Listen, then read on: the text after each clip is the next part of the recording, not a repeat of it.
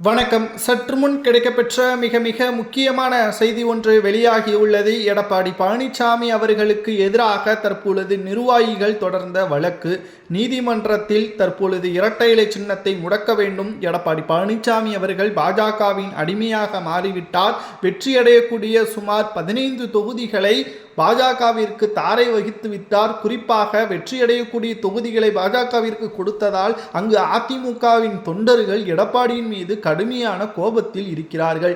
இதனால் தற்பொழுது எடப்பாடி பழனிசாமி தலைமைக்கு தகுதியில்லாதவர், அதாவது 27 தொகுதிகள் பாஜகவிற்கு ஒதுக்கப்பட்டுள்ளது.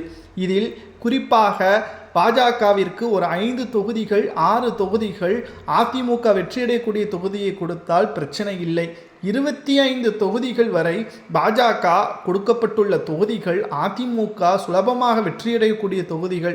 ஆனால் அங்கு தாமரை சின்னம் இடம்பெறக்கூடிய காரணத்தினால் சுலபமாக திமுகவின் வேட்பாளர்கள் அதை தட்டி தூக்கி விடுவார்கள். தற்பொழுது பாஜகவின் மீது கடுமையான கோபத்தில் சிறுபான்மையினர்கள் இருக்கக்கூடிய காரணத்தினால் எடப்பாடி பழனிசாமி அவர்கள் தெரிந்து செய்தாரா, பணத்தை பெற்றுக்கொண்டு செய்தாரா என்று எங்களுக்கு தெரியவில்லை. இரட்டை இலை சின்னத்தை தற்பொழுது தற்காலிகமாக முடக்குங்கள். இந்த தேர்தலில் அதிமுக போட்டியிடவே கூடாது. போட்டியிட்டால் இதுவரை அல்லாத ஒரு வரலாற்று தோல்வியை அதிமுக தழுவும். எம்ஜிஆர் அவர்களும் ஜெயலலிதா அவர்களும் உருவாக்கிய இந்த அதிமுக எடப்பாடி பழனிசாமி அவர்கள் தற்பொழுது மிகவும் மோசமான ஒரு தலைமையை செயல்பட்டு வருகிறார். அதிமுக இதுவரை அல்லாத ஒரு தோல்வியை பெற்றுவிட்டால் எடப்பாடி பழனிசாமியை மட்டும்தான் இதற்கு முழுமையான காரணம். அதற்காக அவர் மீது நடவடிக்கை கூட எடுப்பதற்கு தொண்டர்களுக்கு முழு அதிகாரமும் உரிமையும் உள்ளது.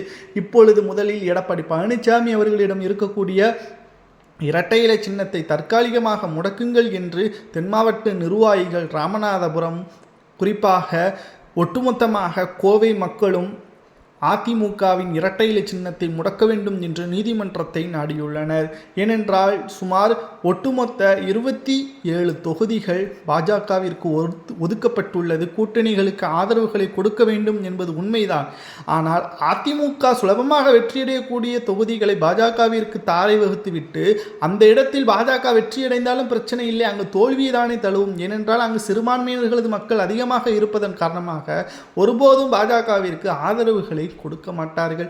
தாமரை சின்னத்திற்கு வாக்குகளை செலுத்த மாட்டார்கள். இதனால் அதிமுக படுதோல்வியை தழுவும். திமுக மீண்டும் 2வது முறை ஸ்டாலின் அவர்கள் முதல்வராக பொறுப்பேற்பார். வரலாற்று சாதனையை திமுக படைக்கும், வரலாற்று தோல்வியை அதிமுக படைக்கும் என்ற கேள்விகளையும் மக்கள் கேட்க ஆரம்பித்து விட்டார்கள்.